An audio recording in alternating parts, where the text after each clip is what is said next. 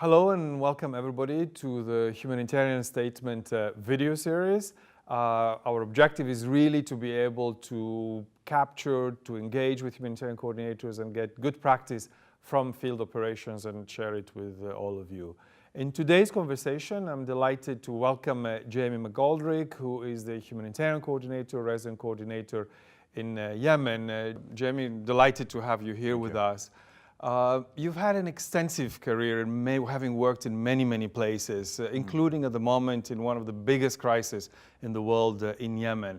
I'd like to ask you really a key question with regards to the leadership, the approach you take in Yemen in order to bring a humanitarian country team together. How would you describe your leadership style and approach?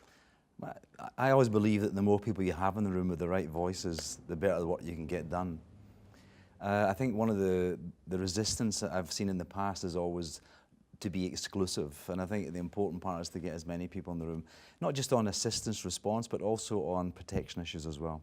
I think it's important you get the right mix of national actors and international actors, NGOs and UN agencies. Often in the past, before the reform days, there was a sort of heavy-handed approach by UN agencies. I think that's starting to change now, and I'm very much encouraging that.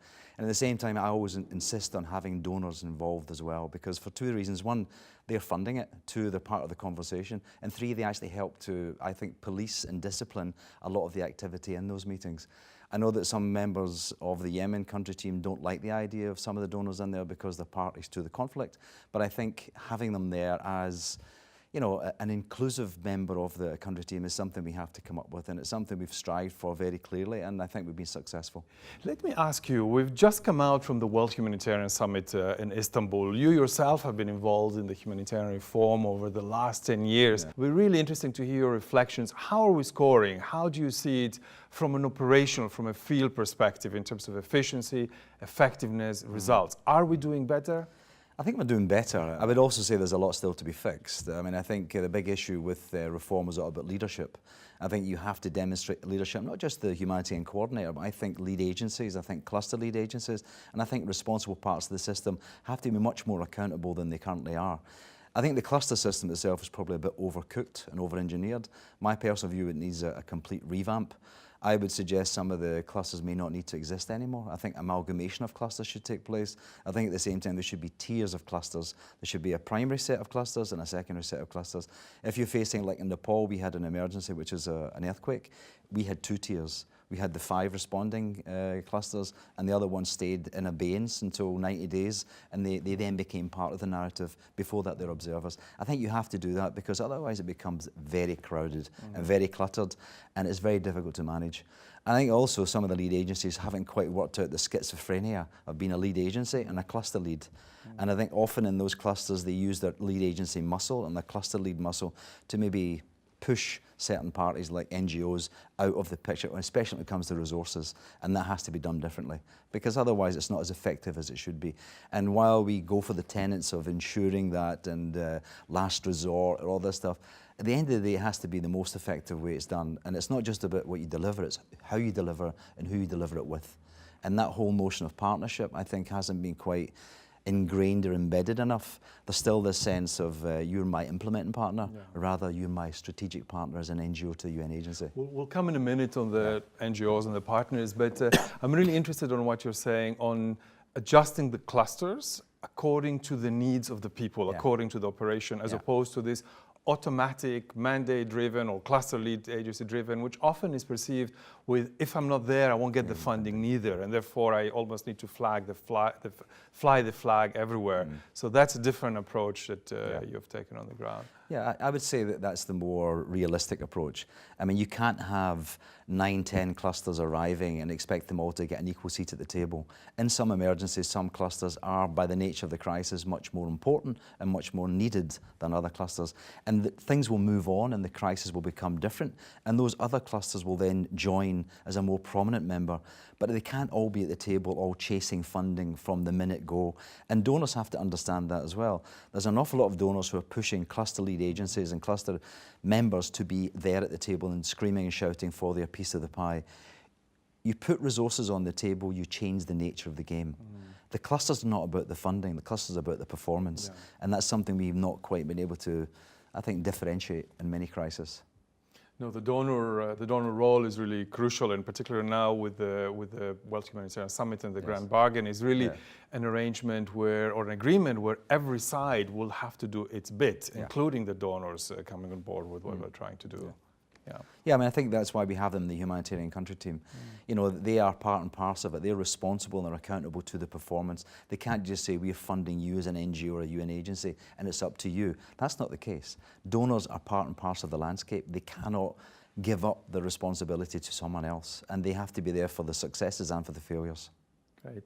Jamie, you arrived in Yemen at the peak of the humanitarian crisis. The L3 is declared. It's really a dramatic situation all over.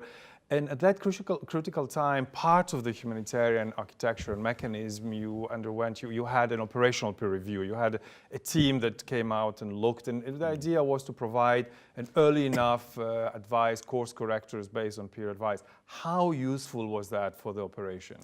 Well, I mean, operationally I'll talk to, but I mean, for me personally, it was a godsend. I arrived there and straight away you had a helpful evidence-based approach to what needs to be fixed. I arrived in the country, didn't know Yemen, and straight away this consultative process had taken place with all the different actors involved. This peer review had gone, the evidence was presented in terms of what needed to be fixed. And then we, as a country team, had a roadmap of what course correctors had to be undertaken, prioritised in a way that we then, in order to do better in the L3, would use those to fix. And that's been our reference point since I've been there.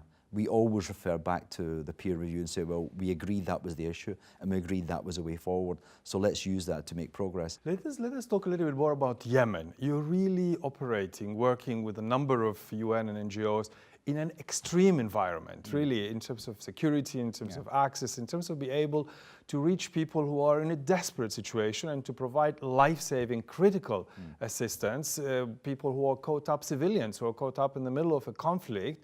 How do you ensure to do this critical judgment, that really decision to be able to be near where you need to be, at the same time, of course, ensuring the safety of the humanitarian workers?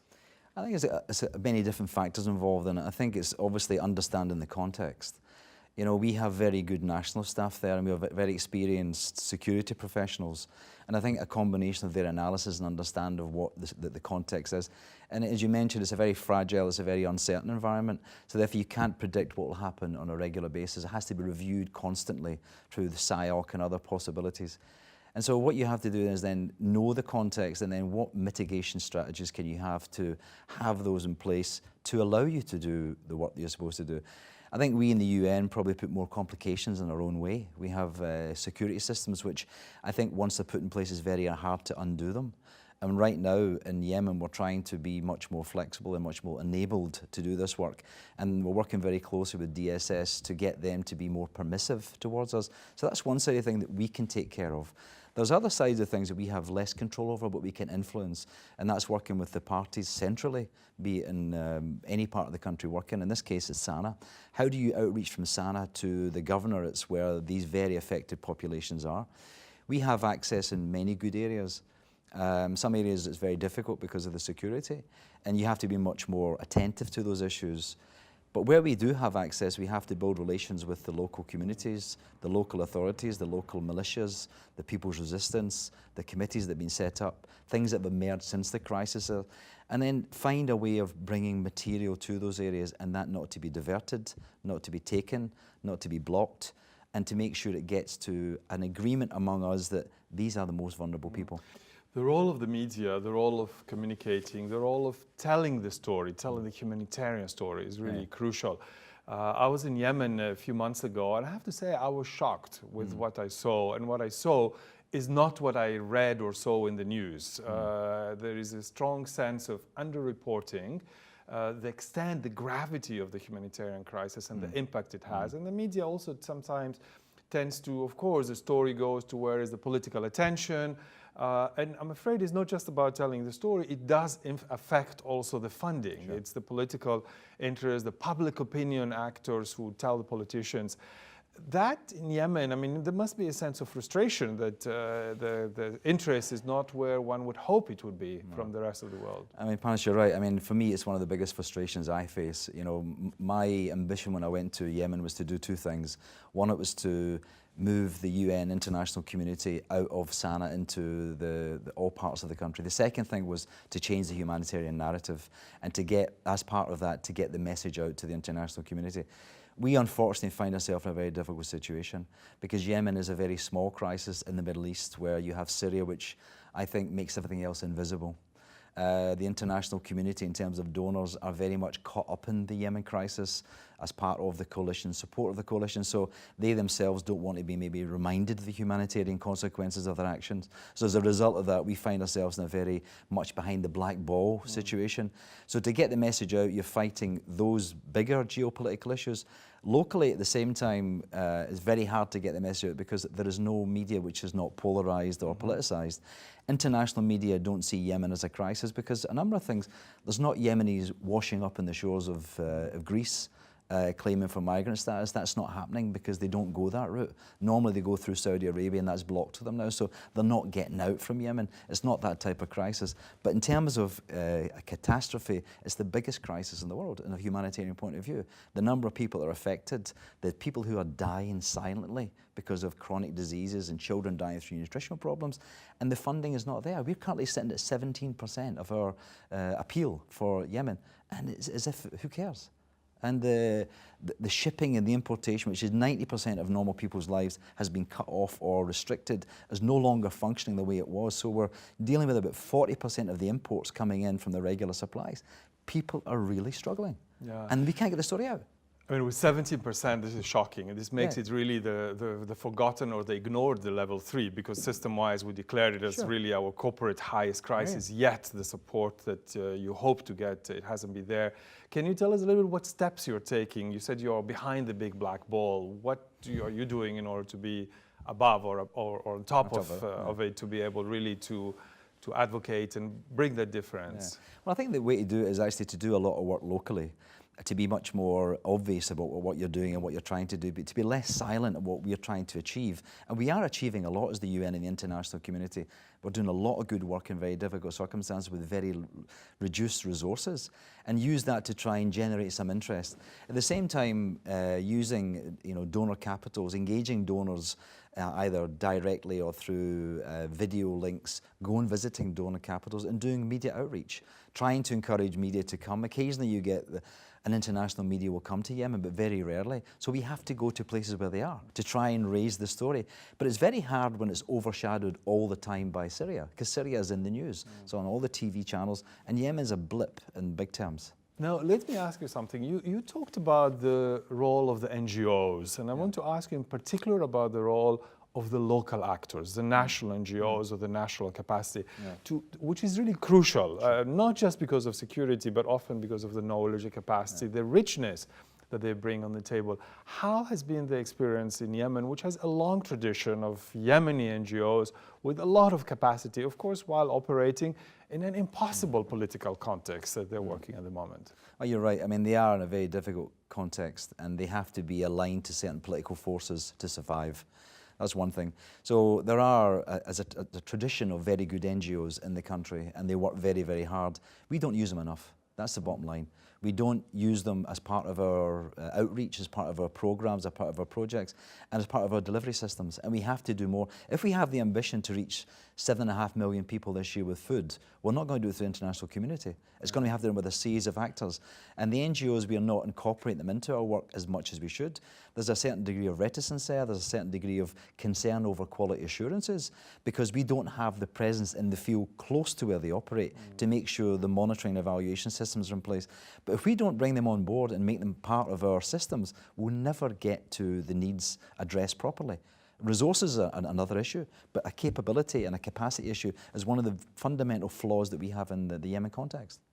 Yeah, you talked about protection to the affected population, protection to the very people we're really trying to help. How did you go about it in Yemen? Well, I mean, as we have always done, I don't think you do assistance without protection, and I think you have to get the balance right.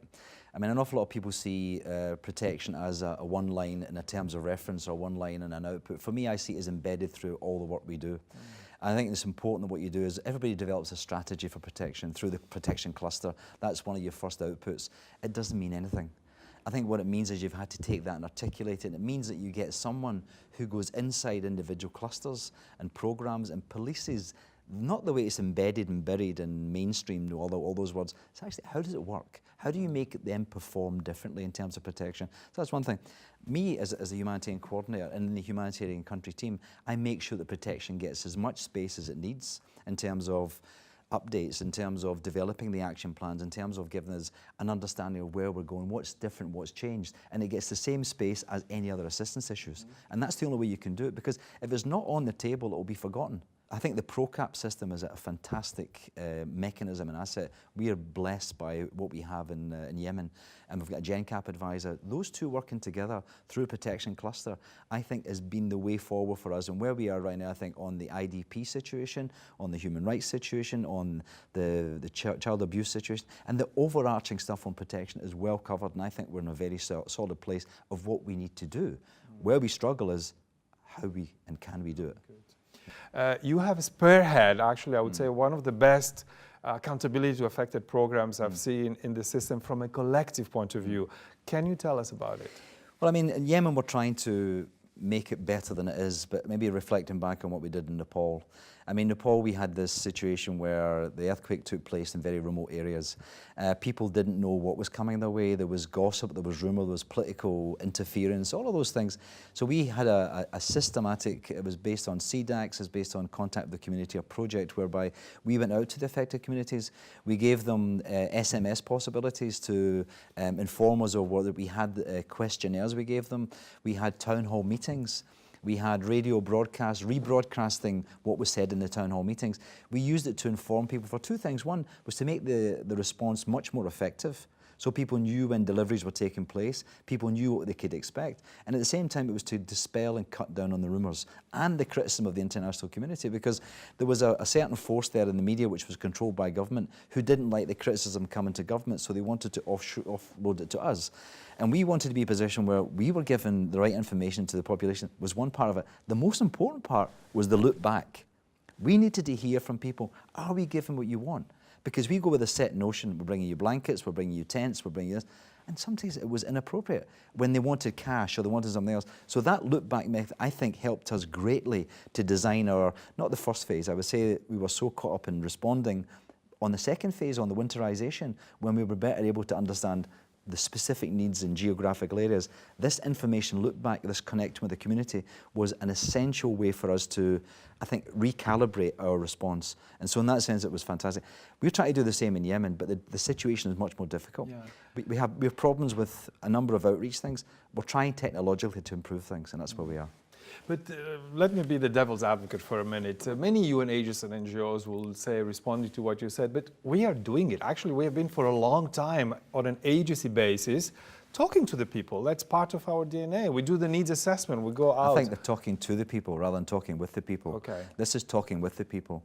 I mean, talking to the people is that I'm going to bring you this on this day and this is what you're going to get. Okay, that's fine. If you're a desperate person, it's what you'll take. Sure. But I would rather you say, what do you want me to bring you? Yeah. And that's what we're trying to do. We're trying to have a conversation rather than a prescriptive take on what you need. My last question. The context where you work in Yemen, it's extreme. It's really extreme. And this has resorted to both UN and NGOs on operating and delivering humanitarian assistance through remote operations. How did it work, this remote management? There are areas where it is really very hard, almost impossible to go, yet there are needs there, and we're able to deliver through that. What was the Yemen experience?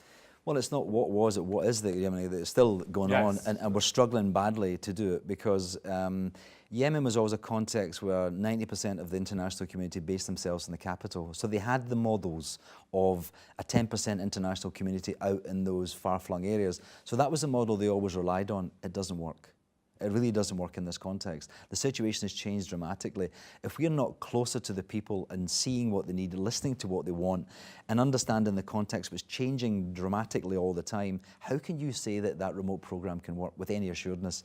The people who are delivering for you, international NGOs, for example, local traders, for example, they're compromised because of the political and military pressures on them. How can you make sure that what you're getting to is going to the right people, not be diverted?